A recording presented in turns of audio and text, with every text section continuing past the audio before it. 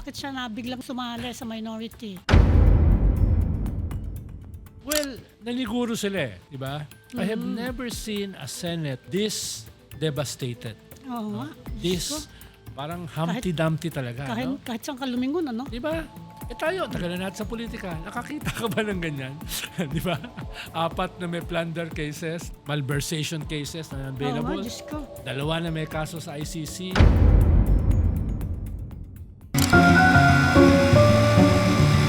This is Truth on the Line.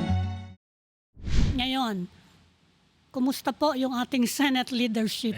Ano status? Sangkatutak na gulo pa rin, no? Ngayon naman, pa na lang, one vote majority na lang. Oo nga, hindi ba mahirap yun? Kaya, Yung isang araw, 2 vote majority. Ngayon, 1 vote majority na lang. At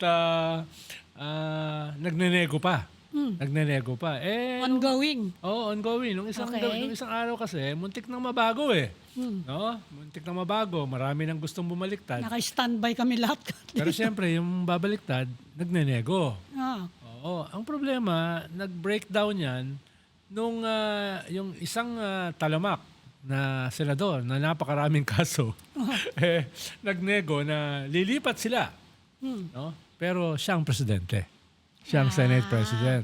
Siyempre, hindi siya acceptable doon sa mga matitino na nandun, di ba? Siguro, kung lumipat siya, okay lang.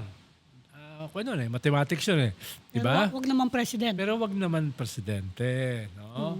Ang problema, alam ni Alan Peter na very tenuous yung kanyang one-man majority. Kaya yung mukha niya One man, kahapon. one woman, or somewhere in between. He- Majority. ikaw talaga, he didn't look too happy, no, kahapon. Uy, puro dasal Bago nag-session, nagdasal Tapos Madasali naman talaga siya, ikaw naman talaga. Hindi ko sigurado kung kanino. Pero anyway, nung magbobotohan na, yung mag-a-appoint na sila para sa Blue Ribbon, natigil. Yun na nga. Nakita mo ba? Hanggang ngayon, wala. Oo, Wala. natigil dahil maraming tumutol. No? Kita niya sa mga kilay at saka sa mga mata. No? Maraming nagtaasan ng kilay. So kahit mismo siya, napa-taken aback na, teka, baka yung iba walang tutol. Pero dito, maraming tutol. Hanggang ngayon, ano? With a one man, one person majority. No, person na para wala nang masabi Oh, sige. Baka magalit na naman si principal Napapagalitan ka na naman. With a one-person majority, Oh. hindi rin niya pwede masyadong i-antagonize yung 11 person minority. Kaya nag-hesitate din siya kahapon. Tingnan natin ngayon kung ano mangyayari. Pero isa lang ba yung aspirant for the Blue Ribbon? Isa lang yung naririnig namin pangalan. From the majority. Yes. Isa lang, di ba? Oo. Yung just a few weeks ago, na-implicate sa isang 500 million Oo. na allocables, di ba? Galing kay Bonoan. Hindi naman daw, wala naman daw masama ron. Pati si Senator Ping Lacson sinabi. Di wow.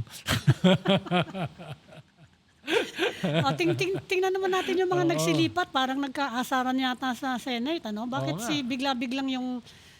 Although yung statement ni Senator Mig Zubiri, sabi niya sabi kasi ng mga tao, nagfe-fence sitting daw ako Ikaw, anong tingin mo doon? Bakit siya na biglang sumali sa minority? Well, naliguro sila di ba? Dahil kung may bagong majority, division of spoils yan, mga chairmanship. Kung ikaw ay abstain, kung ikaw ay minority, hindi ka bibigyan ng chairmanship. Pero kung ikaw ay abstain, gray area. Ibig sabihin, pwede. Kaya yung iba siguro, yung dalawa siguro, nanigurado. No? Diyan. Pero madali naman silang tumalon kaagad doon sa minority dahil mas natural sa kanila yun No? Tsaka ang papangit ng kanyang image Di ba? Hindi lang yung mga senador kasi ang nawawasak ang perception, ang image, ang optics, yung buong Senado. I have never seen a Senate this devastated. Oo nga. This, parang Humpty-Dumpty talaga.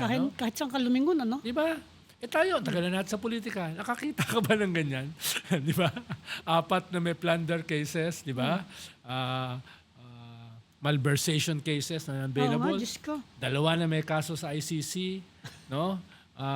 Crimes against humanity pa. The first Asians na makasuhan. Tapos meron kang 3, 4 na senador na yung kanilang mga pamilya, negosyo ay may kaso. No? Hindi simpleng kaso, malalaking kaso. Yeah. So, hindi ko alam kung paano nila ayusin tong Senado. Yung paglipat ni J.V. Hersito, nagulat ka ba? Or was it a surprise? Hindi. Parang hindi ko sigurado, hindi ko sinesecond guess si JB. Pero siguro naasar din siya na parang yung isa niyang kapatid, no? Oo. Anong tawag? The Real Estrada. Oo. Nagbabalak na lumipat doon sa minority, di ba?